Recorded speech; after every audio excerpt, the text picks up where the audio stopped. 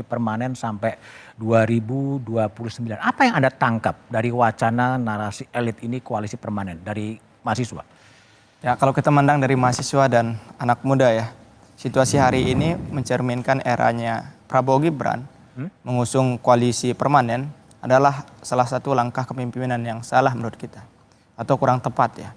Karena seharusnya dengan rentan waktu yang begitu dekat, 100 hari ini, mengambil seharusnya keputusan-keputusan untuk mencerminkan seremoni yang baik terhadap masyarakat. Bagaimana kepemimpinannya yakinkan masyarakat bahwa itu akan lebih baik ke depan. Bukan mementingkan, menunjukkan ke masyarakat hanya segelintiran elit-elit. Ini masyarakat memandang bahwa oh ternyata pemerintah gitu ya di atas, dia bilang. Ini kan perspektif yang membuat masyarakat makin tidak yakin dengan eranya Prabowo. Artinya satu sisi yang dikatakan tadi, Prabowo kurang pede dengan kekuatannya. Sebenarnya dalam posisi apapun sekarang yudikatif, eksekutif, dan legislatif, beliau mempunyai kekuatan yang kuat. Seharusnya dengan kekuatan yang kuat tadi itu menjadi optimis dia dalam ketika itikat mau maju 2029. Namun kenapa dikunci dengan koalisi permanen? Nah kalau bahasanya anak-anak aktivis ya, spidol permanen aja bisa dihapus. Apalagi permanen bisa dihapus. Sehingga dengan konsep tadi, ketika ada koalisi permanen, saya khawatirnya nanti diimbangi dengan gerakan-gerakan yang permanen. Apa itu? Gerakan-gerakan mahasiswa ketika kebijakan-kebijakan yang dihadirkan oleh golongan-golongan permanen yang mementingkan hanya segelintiran golongannya, tidak memandang bagaimana kepentingan di bawah, saya rasa mahasiswa akan hadir di sana. Gerakan-gerakan akan terus ada. Nah hal itu seharusnya punya sumber daya cukup panjang, endurance cukup panjang untuk permanen demo terus. Hal itulah yang kita baca melihat situasi saat ini. Tapi yang dibaca oleh gerakan itu ketika koalisi permanen sampai 2029 itu pasangan Prabowo Gibran akan berlanjut 2029-2034 gitu. Kalau kita memandang ya, semoga ya tahun 2029 tidak dipasangkan lagi dengan Pak Wapres ya. Oh, karena kita melihat kemarin Pak Wapres implementasi sebagai kaum anak muda sampai sekarang tidak mencerminkan bagaimana pemikiran-pemikiran anak muda. Bahkan yang kita temuin seharusnya Pak Wapres ketika penyeludupan ke masyarakat membawa bantuan-bantuan sosial dengan APBD negara, dia membawa dengan bantuan Wapres. Ini kan pelanggaran hukum. Uang negara dipakai untuk individu.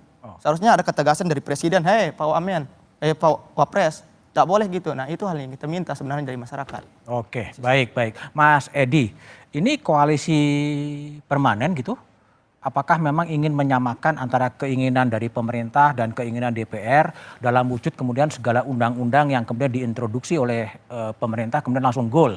Contohnya RUU Minerba cepat, RUU BUMN cepat gitu atau gimana sih sebetulnya? Mungkin saya perlu meluruskan persepsi bahwa mata, hati, telinga pemerintah itu tertutup seakan-akan sehingga asik sendiri.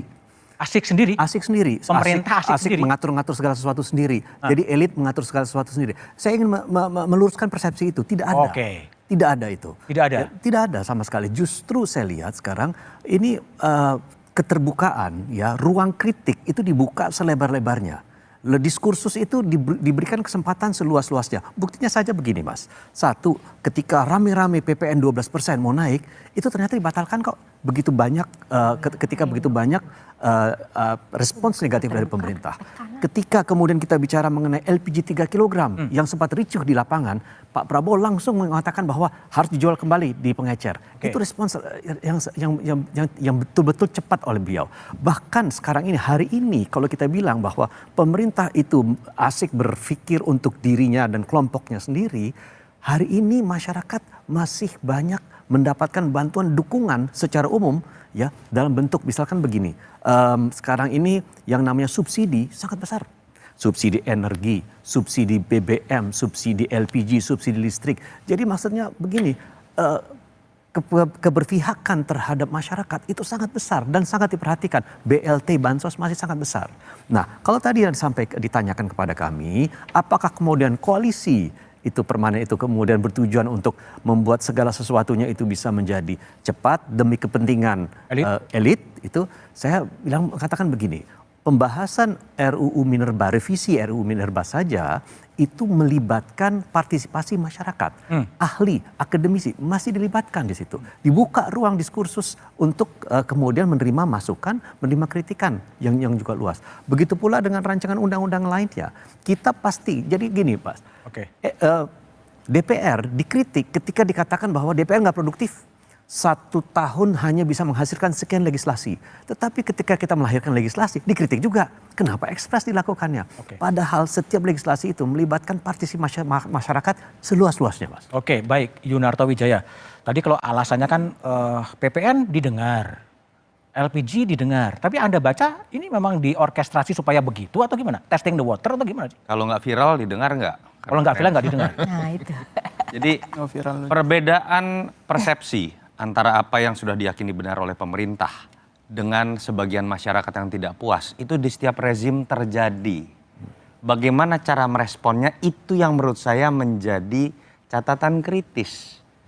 Jangan kemudian direspon dengan cara memberikan ungkapan-ungkapan yang seakan-akan yang mengkritik adalah musuh, tidak ingin membangun bangsa bersama-sama. Itu poin pertama. Jangan direspon juga perbedaan pendapat dalam konteks membangun negeri ketika semua partai harus diajak masuk dalam barisan koalisi. Dan ketika ada partai yang tidak ingin ke dalam barisan koalisi, lalu dianggap tidak ingin membangun bangsa bersama-sama. Jangan kemudian diselesaikan dengan cara membangun yang berisik di bawah, yang menuntut di bawah, yang mau dibangun koalisi kemesraannya malah di atas. Dengan mengatasnamakan permanen. Ketika itu yang terjadi dalam sejarah politik, sebuah upaya membangun koalisi sebesar-besarnya itu selalu berujung pada kekuatan elit yang meningkat. Dan ketika kekuatan elit terlalu besar tidak diimbangi oleh adanya oposisi dan dibukanya saluran untuk kemudian berdialog, itulah semi otoriter, bahkan bisa cenderung mengarah kepada otoriter. Dan saya tidak berlebihan mengungkapkan itu, bahkan saya sekarang ingin kemudian menagih janji kepada partai-partai yang menurut saya harusnya konsisten terhadap agenda reformasi. Pernah lho Pak Prabowo mengungkapkan dalam konteks pilkada bahwa karena biaya mahal, karena adanya money politik, kenapa tidak dibuat tidak langsung juga? Apa yang tadi kita takutkan dengan kecurigaan mengenai koalisi permanen yang membuat jarak semakin jauh, yang sangat elitis, yang sangat oligarkis, kalau puncaknya kemudian dibenarkan, dijustifikasi oleh perubahan sistem, terutama pilpres, yang dibuat tidak langsung dan hanya diserahkan kepada partai-partai, menurut saya demokrasi dan reformasi kita selesai. Dan saya berharap PAN dan PKB yang hadir di sini berani menjamin mengenai konsistensi terhadap pemilu langsung yang sudah kita sepakat. Oke, Mas Basil, ini tadi Mas Toto saya simpulkan bahwa reformasi itu bisa selesai atau ada orang mengatakan sudah selesai sebenarnya. 6 tuntutan reformasi sudah dinormalisasi kembali ke tahun 1998. Betulkah seperti itu sih? Apa yang disampaikan oleh Mas Toto dan teman-teman yang lain ya, menurut saya memang kritik pendapat dari masyarakat pro kontra itu biasa saja. Itu normal di setiap rezim. Nah, kecurigaan, praduga, termasuk ini nanti akan terjadi amandemen Undang-Undang Dasar. Presiden dipilih lagi oleh MPR. Sah-sah saja. Tapi Sah-sah saja untuk disampaikan oleh Mas Yunarto atau siapapun. Yang jelas kami tidak tuli, PKB tidak tuli juga. Kita ini ada di dalam koalisi tapi kami tidak tuli. Kami tetap akan mendengar aspirasi, kami tetap juga akan mendengar masukan, kami juga akan membaca arah sejarah. Kami juga tidak ingin dipersalahkan di dalam sejarah. Oleh sebab itu menurut saya terkait dengan koalisi permanen ini, tidak usahlah dengan nada yang berlebihan, saya gitu, kecurigaan yang berlebihan.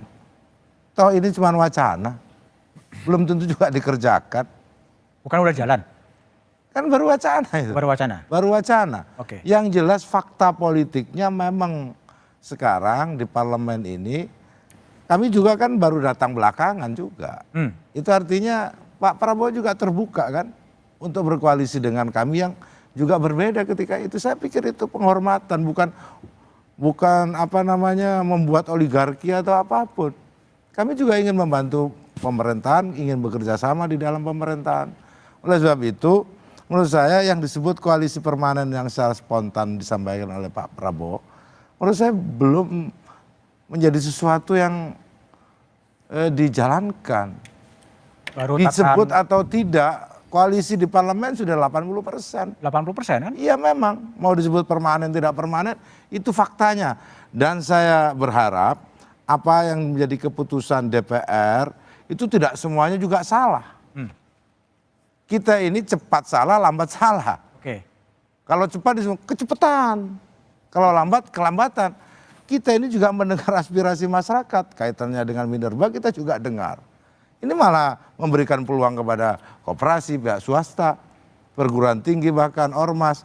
Nah oleh sebab itu maksud saya bukan soal cepat atau tidak cepat, tetapi keputusan yang diambil oleh DPR bersama pemerintah itu juga memikirkan dampaknya kepada rakyat.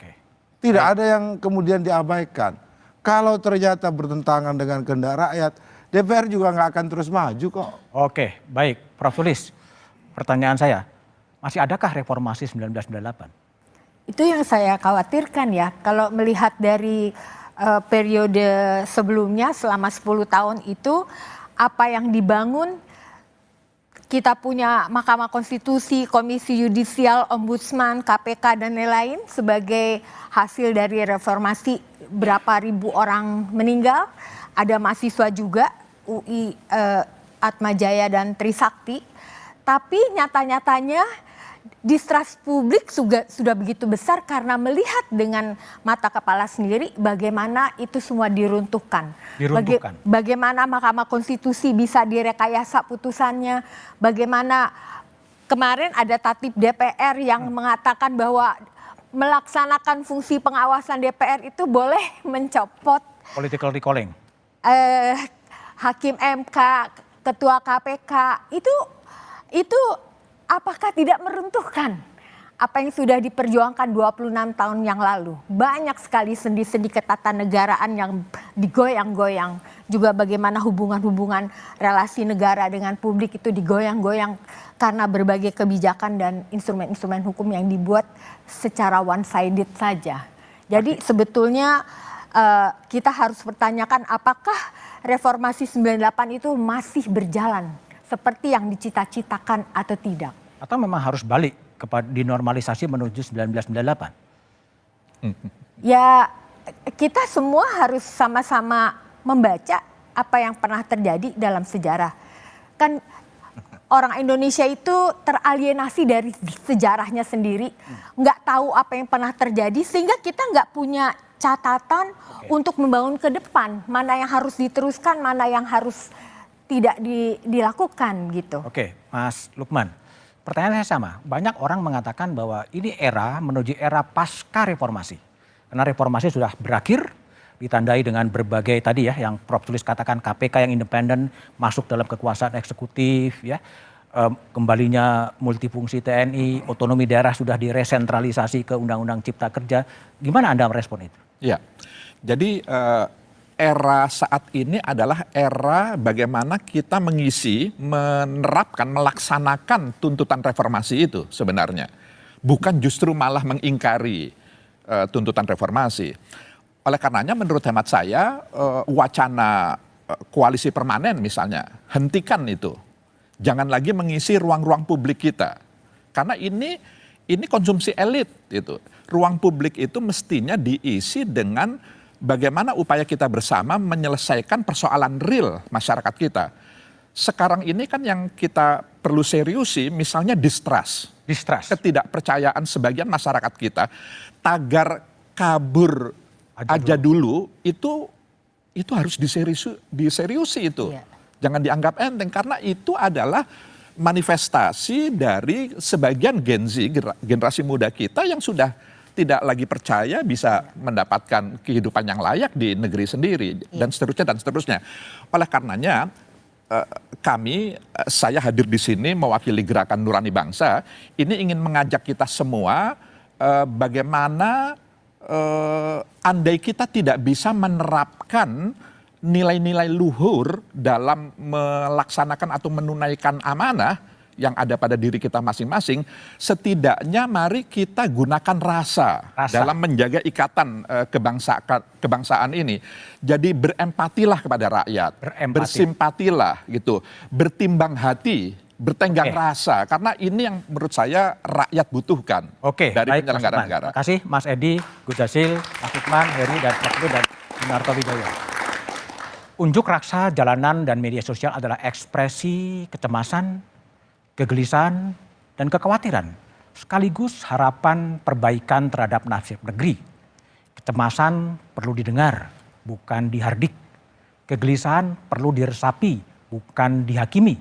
Ubahlah kekhawatiran menjadi fajar harapan dan bukan dihadapi dengan sikap arogan, apalagi kekerasan. Sejatinya kekuasaan itu datang dari suara rakyat yang mungkin sedang berada di jalanan.